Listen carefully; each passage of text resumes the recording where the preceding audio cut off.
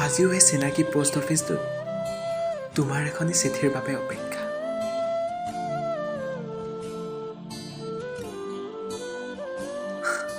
জানো চিঠি হয়তো কেতিয়াও নাহিব, তথাপিও মনে যে নামানে।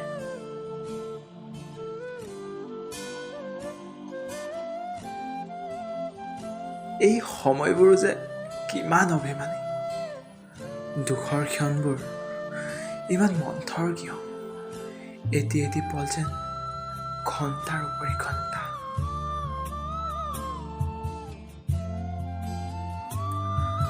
আমাৰ মগজুটো যদি ডিলিট ফৰ মি অপশ্যন থাকিল হয়, তেতিয়া চাগে স্মৃতিবোৰ নোহোৱা কৰি বৰ্তমানক সুখী হৈ জীৱ পাৰিলোঁ হয়।